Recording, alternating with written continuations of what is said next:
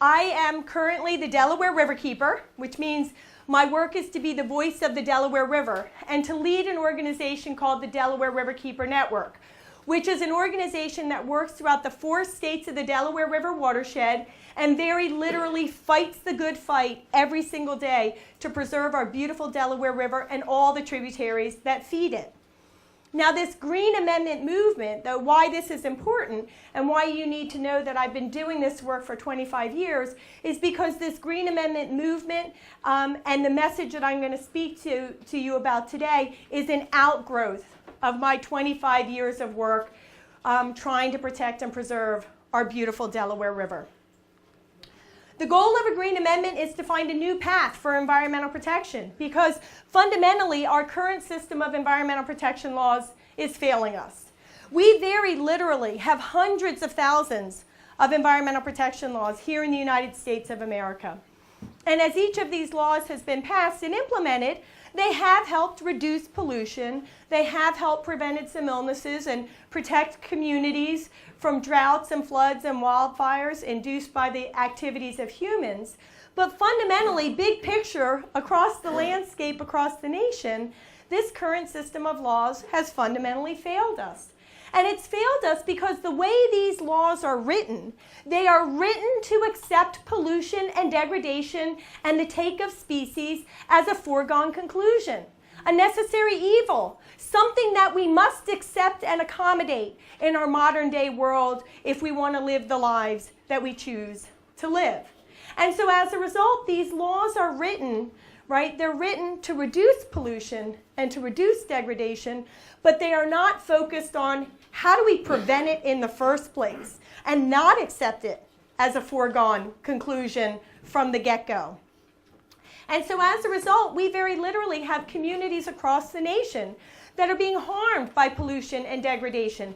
Communities like the community of Paulsboro that finds their drinking water contaminated with a family of chemicals known as perfluorinated compounds, or PFCs for short. PFCs are a toxic family of chemicals, and it is known that those who have the misfortune of coming into contact with PFCs, let alone drinking it in their drinking water for decades, like the people of Paulsboro, suffer very serious health consequences from birth till end of life. And the people of Paulsboro, right, it's not just the people of Paulsboro actually that have PFCs in their drinking water supplies. We actually have communities across the nation that find their drinking water contaminated with PFCs. And the PFCs got into the drinking water of Paulsboro and into the drinking water of all these other communities through the very legal use by either industry or by the military. Despite all of these environmental protection laws we have in place, we have families like the Stauffer family that finds themselves living next to a highly contaminated site, a site which, as I describe it, is super saturated with dangerous contaminants, including something known as trichloroethylene, TCE. TCE, like PFCs, has very serious health consequences for those who have the misfortune of coming into contact with it. This site, what's known as the Bishop Tube site, has been super saturated with TCE for literally decades. The government has known about it for about 30 years now, and yet has done almost nothing to clean up the TCE at this site. And as a result, the pollution plume has been allowed to spread more than a mile away, bringing this TCE to new environments and to new communities. If you were to talk with Kate Stauffer, that's Liz Stauffer's mother, she will tell you that she believes one of the reasons why Liz Stauffer has had to battle with brain tumors 3 times in her young life is because of her exposure over the length of her life to TCE and other contaminants at the Bishop Tube site. That's what her mother absolutely believes. Now, despite all these environmental laws we have in place, we have communities like the community of Minnesink that found itself faced recently with the proposed construction of what's called a fracked gas compressor station. Fracked gas compressor stations are highly polluting industrial operations that release hazardous air pollutants of all kinds when they're in operation. And it is known that the people who have the misfortune of living next to these compressor stations suffer all kinds of serious health consequences. Despite the fact that we know this about frac gas compressor stations, despite the fact that the people of Minnesink got themselves organized to battle against the construction of this frac gas compressor station, despite the fact that we have all of these environmental protection laws in place, this compressor station operates now in the heart of the community of Minnesink. And if you go there and you speak with the people of Minnesink, they will tell you about how the quality of their lives have suffered. They will tell you about how their property values have suffered. They will tell you about how their health and the health of their children has suffered since this compressor station went into operation.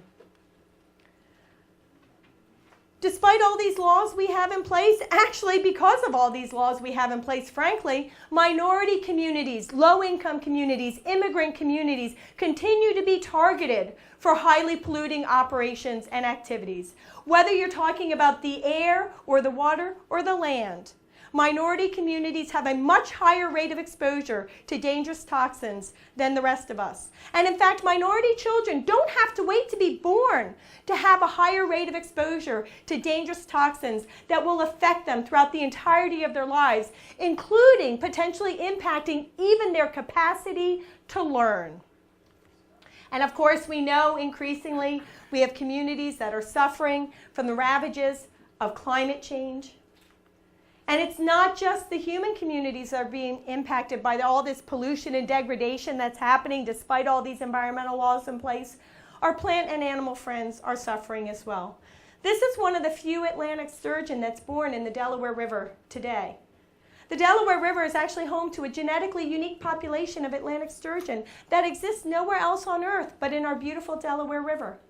At this point, because of the legal actions and activities of people, we have less than 300 spawning adults left.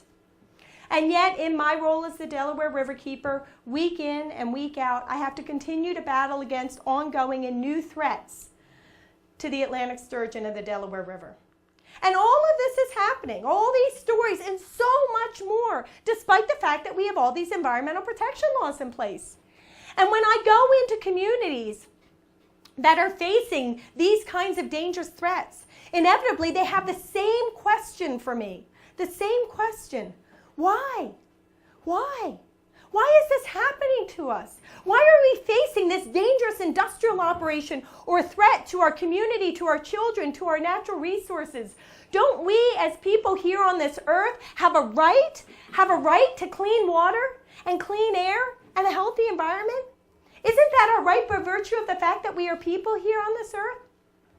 And I have the sad job of telling them no. No. You do not have that right. You have all sorts of rights here in the United States of America. You have a right to free speech and freedom of religion. You have due process rights. You have private property rights. You have gun rights. In the state of New York, you have a right to play bingo. But in states across the nation, you do not have a right to a healthy environment. That is not your right, except with very limited exception. Actually, in the Commonwealth of Pennsylvania, you have all of these other human, civil, and political rights we hold dear laid out in the Bill of Rights section of the Pennsylvania Constitution. And you have a constitutionally protected and recognized right to pure water, clean air, and a healthy environment. And so people ask me, how is it possible that the people of Pennsylvania have these rights when the rest of us in other states do not? If you look at Pennsylvania's history, it's just as rich in environmental exploitation and degradation as every other state across the nation. They allow just as much pollution to be spewed into the air and just as much pollution to be spewed into the water. They allow just as many industrial operations to overwhelm Pennsylvania's communities. So what is it about Pennsylvania that was different, that allowed the people of Pennsylvania to get this constitutional right to a healthy environment? Well, what was different was this gentleman. His name is Franklin Curry. And Franklin Curry got himself elected to the Pennsylvania legislature in the late 1960s. And he very quickly realized that one of the reasons why Pennsylvania's environment was allowed to become so degraded that it was impacting every aspect of the lives of the people of Pennsylvania was because we were not, in fact, recognizing and protecting the right to a healthy environment in the same way we were recognizing and protecting all of those other fundamental rights we hold dear. And so Franklin Curry decided he was going to change that. And in 1971, Franklin Curry proposed that an amendment be added to the Pennsylvania Constitution, an amendment that would recognize and protect the inalienable right of all people to pure water and clean air and a healthy environment. When this amendment went before the Pennsylvania House of Representatives in 1971, it passed unanimously. And when it went before the Senate, it passed unanimously. And when it went before the people of Pennsylvania, as you can imagine, it passed overwhelmingly by a vote of 4-1. And so in 1971, the people of Pennsylvania had their constitutional right to a healthy environment. And so you would have thought from that moment on, environmental protection in the Commonwealth of Pennsylvania would have been so much better than in every other state across the nation. But I see some shaking heads, right? If you pay attention to the news in Pennsylvania, you know and I know that that was not to be the story for Pennsylvania's environment. And it wasn't to be the story because very early on, there was an incredible overreach in how people sought to use the newly minted constitutional right to a healthy environment.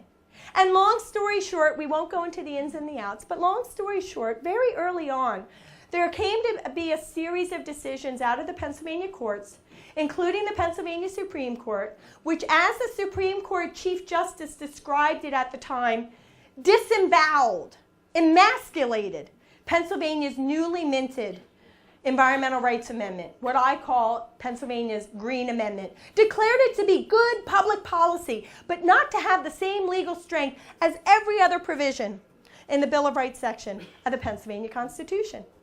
And so that's the way things stood for 42 years. For 42 years, this great right on the books, but nothing had really changed for the people of Pennsylvania.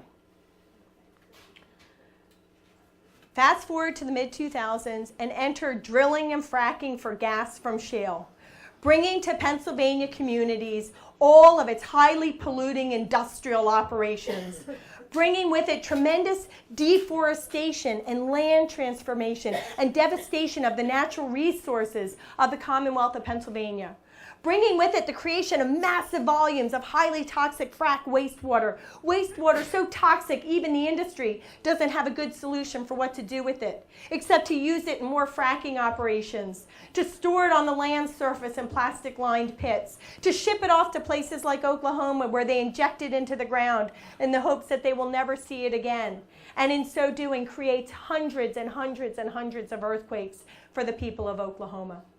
It brought with it water pollution, pollution of our rivers and our streams and our groundwater, and even people's drinking water supplies. It brought with it the release of hazardous air pollutants of all kinds, including climate-changing methane emissions. It brought with it the proliferation of infrastructure, pipelines, and compressor stations, and more. And given the state of the law in the Commonwealth of Pennsylvania, it was really easy for the fracking industry to have their way with Pennsylvania's natural resources and Pennsylvania's communities. But the way I always describe it, for the industry, for those folks, just wasn't easy enough. They wanted to find a way to make it even easier for themselves to have their way with Pennsylvania communities when it came to fracking. And so very literally, leaders from the fracking industry got together and went behind closed doors and wrote for themselves a piece of legislation. A piece of legislation that was very handily and quickly passed by the Pennsylvania legislature and signed into law by the Pennsylvania governor in 2012. Now, as you can imagine, this legislation was a veritable gift basket to the industry. They had written it for themselves. It did all kinds of horrible things. It gave them the power of eminent domain to force the storage of their highly explosive gas under the surface of the earth, under people's properties who didn't want them. It gave them automatic waivers from critical environmental protections. It mandated that drilling and fracking be allowed to happen in every part of every community, including in their residential districts, right? And so the truth is, as bad as things were for the people of Pennsylvania, already, things were about to get a whole lot worse when it came to drilling and fracking. Now, at the Delaware Riverkeeper Network, we knew instantly we had to find a way to take on Act 13. We couldn't let this law stand. But how do you take on a law that's been passed by the legislature and signed by the governor? What can you do? You can try to get the legislature to repeal it. That wasn't going to happen in Pennsylvania. So you have to find a higher power. You have to find a higher power. And we at the Delaware Riverkeeper Network believed that we had that higher power in that long-ignored Pennsylvania Green Amendment. We believed that maybe we were in a moment in time when even the industry had so overreached that the Pennsylvania courts would be willing to take another look at how they interpreted and applied this long-ignored Green Amendment. So we teamed up with 7 towns and a physician to challenge Act 13. And the argument that the Delaware Riverkeeper Network brought to this joint venture was that the provisions of Act 13 that we were challenging were unconstitutional because they violated the environmental rights of the people of Pennsylvania. This case went all the way up to the Pennsylvania Supreme Court, a very conservative Supreme Court led by a very conservative Supreme Court Chief Justice. And despite that, we got an amazing opinion. And we got an amazing opinion that was actually, the plurality opinion was actually written by that Chief Justice. The opinion came out on December 19th of 2013, and I want you to read with me a few of the things that Chief Justice Castile wrote in the reaction to the Act 13 challenge.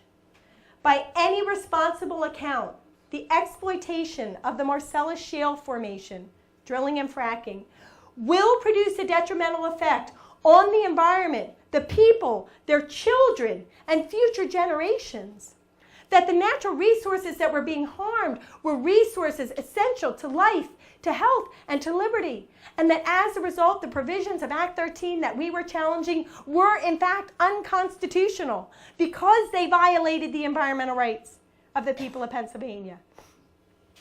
And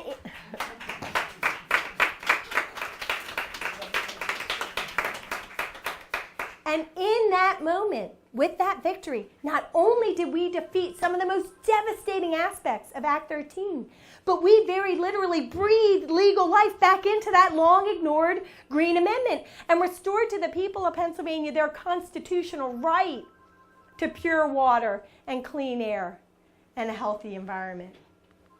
And Chief Justice Castile made very, very clear to the people of Pennsylvania that their right to a healthy environment was an inherent, indefeasible, inalienable right that belonged to them by virtue of the fact that they were people here on this earth. That these were not rights given to the people of Pennsylvania by the Green Amendment. These are rights that they already had by virtue of the fact that they were people here on this earth. But that what Pennsylvania's Green Amendment did was give these rights the highest legal recognition and protection you can get under the law here in the United States of America. Bill of Rights, constitutional level recognition and protection.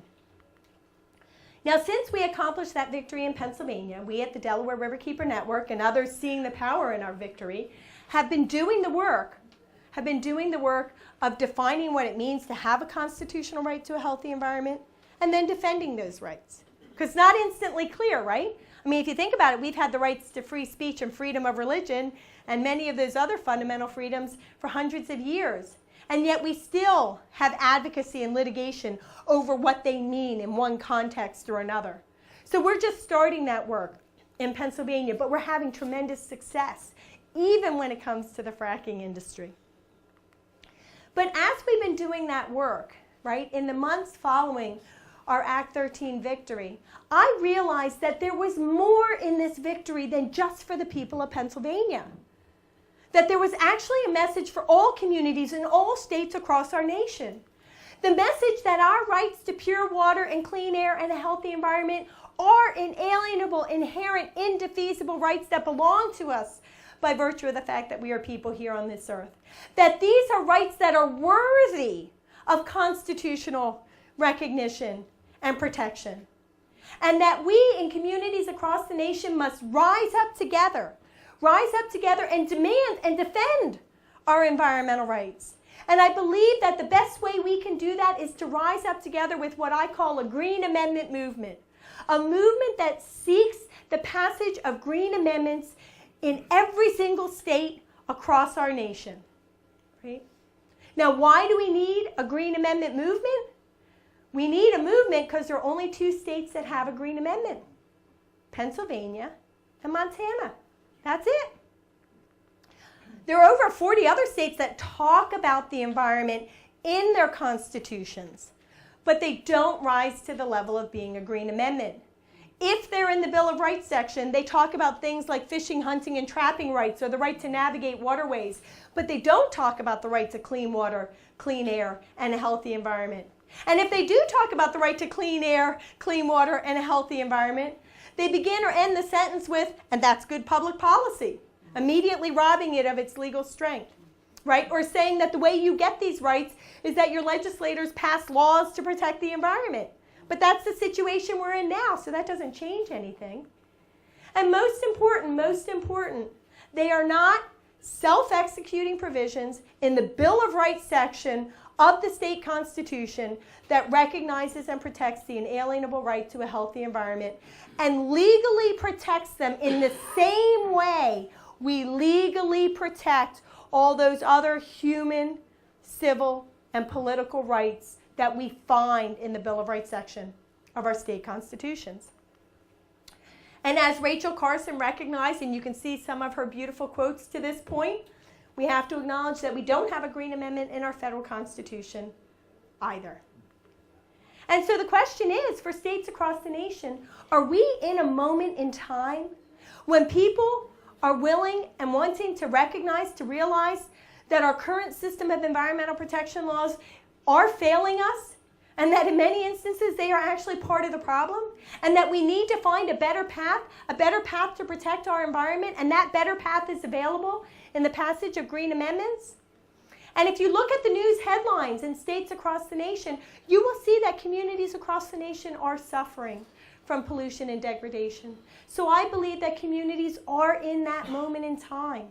They are in that moment in time. And in fact, since we started this Green Amendment movement, we actually have secured the proposal of a Green Amendment in the state of New York, and one in the state of New Jersey, and one in the state of Maryland, and one in the state of West Virginia. So we can see that this movement really is taking hold. Now, people ask me, what does it mean to get a Green Amendment? Because you don't instantly, it's not an instant panacea to all our environmental problems, not by a long shot, right? You don't have a Green Amendment and suddenly all is right with our natural world. So what is it that happens right away when we get a Green Amendment? A lot of important things happen. First off, our rights to a healthy environment are legally protected on par with those other human rights, political rights, civil rights we hold dear. Every government official at every level of government is duty bound by the Constitution to protect people's environmental rights. And they have to protect them for both present and future generations. No longer is it okay for government officials to say, well, I complied with the law when I did that environmentally damaging whatever. Now they have to prove that they took the extra step to ensure that whatever it was they were proposing to do complied with their constitutional duty to protect the environment. No longer is government focused on managing pollution through permits and reviews and the like. Now the focus of government decision-making must be on prevention of pollution, prevention of degradation. If a Green Amendment is properly framed and written, that becomes the constitutional standard.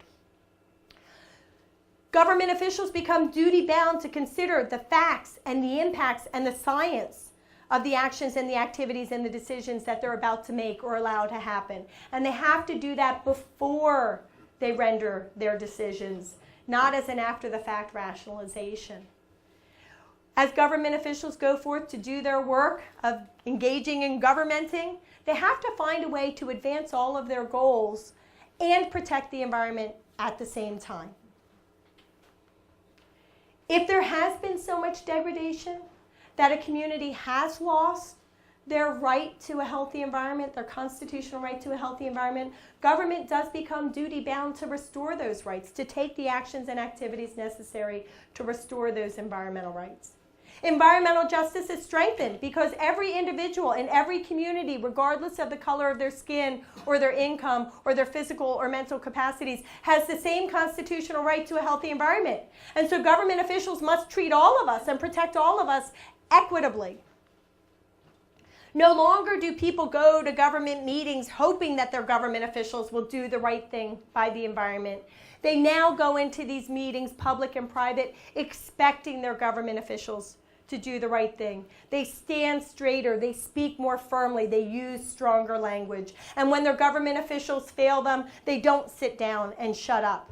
They battle on. They battle on to get the right outcome. Environmental advocates are no longer dismissed as just tree huggers and fish lovers, or job killers and people haters, or environmental terrorists or eco-jihadists.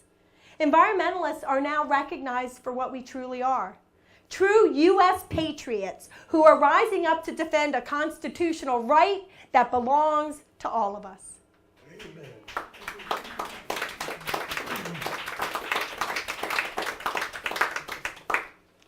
The goal of a Green Amendment is good decisions on the front end. Support the good, prevent the bad. That's the true goal, and that's the true success and power of a Green Amendment.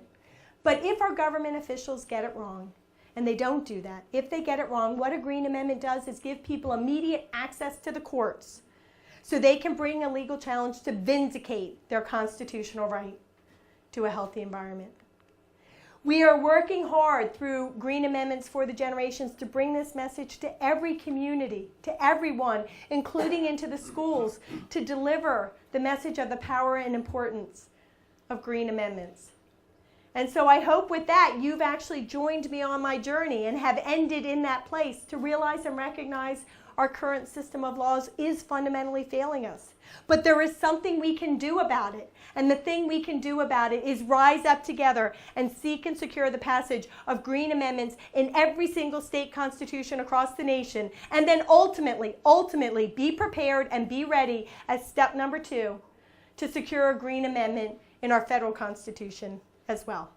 So thank you for coming to this beautiful space and place and joining me on this, in this talk, in this adventure, and I'm happy to answer any questions you might have.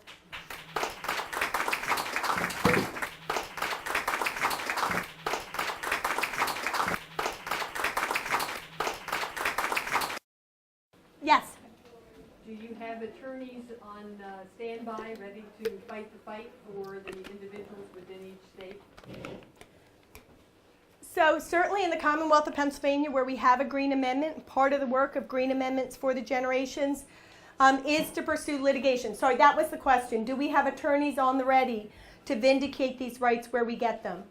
In Pennsylvania, where we already have a Green Amendment, we do have attorneys on staff, and we are doing that work. And that's where we're getting some really good precedents. And my ultimate vision and goal for the new Green Amendments for the Generations nonprofit organization and vision is, yes, we will, once we start getting Green Amendments passed in different states across the nation, we will, in these different states, be prepared to use that Green Amendment as a tool for environmental protection, including through litigation.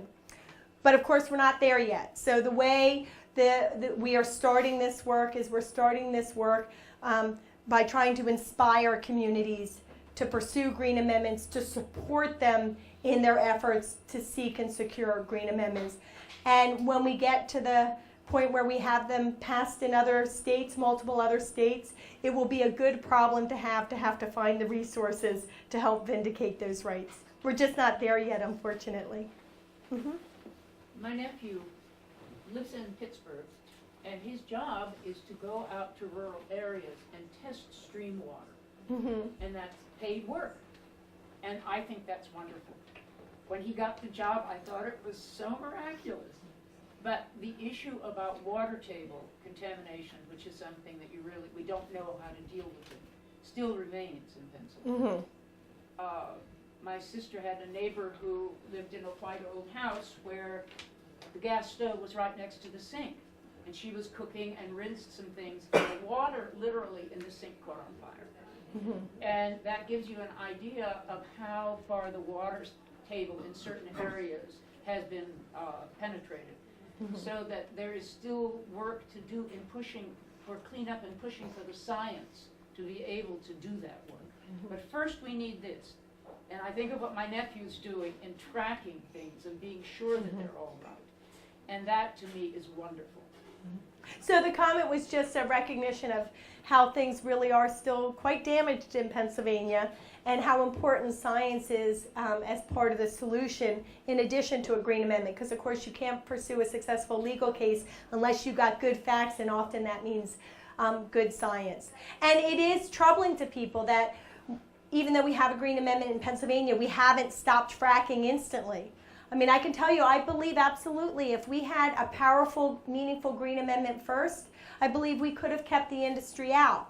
The problem is that the industry was in first. And so if you think about here in the state of Maryland or any state where you've got highly polluting industrial operations, if we get a Green Amendment passed, those operations won't instantly disappear and the law won't instantly kick them out, because you then are in the situation of having to do the work in each individual situation or circumstance, whether it's a permit or the passage of a law or some approval, of having to prove that that action or activity violated the Green Amendment, and in so doing help to create precedent that will address other like situations and prevent new ones from happening. But it doesn't instantly apply to everything, right? You have to go piece by piece by piece. And so that's what we're having to do in Pennsylvania. But again, we are having some really important successes. And on forthegenerations.org, we've got a great webinar and some materials that highlight some of those key legal successes that are making a difference. Hi, I want to first of all thank you for your work. I read your book. I was extremely inspired. Everyone should read the book. It's fantastic. I'm working with Rabbi Nina Beth Carden, who initiated the campaign to get a Green Amendment here in Maryland. I missed the beginning. Did you talk about that? So I did acknowledge that Maryland has a proposal, and in fact, Nina Beth Carden, she called me before any of that and said, how do I do this in Maryland? And I was instantly down within a week or two. We met with the first elected official that proposed the first iteration, and I've been working with Nina ever since to advance the Green Amendment here in Maryland. So I wanted to let everyone know that I had never read our state constitution, but because I was helping with this campaign, I went and read our constitution, and I found out that it's been amended quite frequently over the years. This is not a big deal to amend the Constitution. And it's just a matter of people getting involved. And I'm involved with the Montgomery County Faith Alliance for Climate Solutions, which is mobilizing houses of worship. And if anyone's interested in getting involved in the campaign, I'd be happy to talk with them. Thank you so much for inspiring this incredible movement. And also, what's your name? My name is Mirala Goldsmith. Okay. And also on Green Amendments for the Generations, in every state where Green Amendment's advancing, we have a page, and that page both gives you the status, gives you tools, gives you ways to get active and on the amendment, and then also will connect you with whatever locals we're working with who are leading the campaign. Do you want me to take one more, or am I? You can hook me off. Quick, One quick, more. quick. This is a follow-up on some of the other questions and things you've said, but how are you marshaling the resources in 48 states all across the country? Are you working with environmental organizations that have state level lobbyists for the legislatures? I mean, you can't do this yourself, obviously, so how are you coordinating this around? So the question is, how are we coordinating this around the country? The work of Green Amendments for the Generations is to serve as the inspiration and the resource and to be part of the effort in every single state. But because I'm not from every single state, I'm not the most persuasive messenger. But I am going to be one of the most powerful resources, both in the knowledge and also in how to most effectively, from a grassroots perspective, get organized and advance advance it. So what I do is, in the states, I identify the leaders through talks like this, connect with them, work with them, become part of the leadership team to design the strategy to pursue the Green Amendment, and then to be an active part of it. Every single state has a different set of environmental organizations and leaders that are going to get involved. My goal is not to ship this off to some national organization that's going to use it as a big fundraiser for themselves. As you can see, I don't get a penny from the books because I'm about saving the world, right? And unfortunately, that can happen sometimes. So what I do is I go into the states and I identify the local groups, large or small, who want to be the leaders there, and then work with them, and then the different players come to their table. And sometimes it is national organizations, and sometimes it's just a bunch of local organizations. But we make sure that the initiative starts with, and the power always stays with, those local leaders who had the vision from the get-go and therefore are most committed to it. We don't have much funding yet. Green Amendments for the Generations is early, and so I'm looking for grants and donations and everything, just like I do as the Delaware Riverkeeper, to do this good work. So thank you for the question, and I'm going to be hooked off. I am, but I believe in it. So thank you.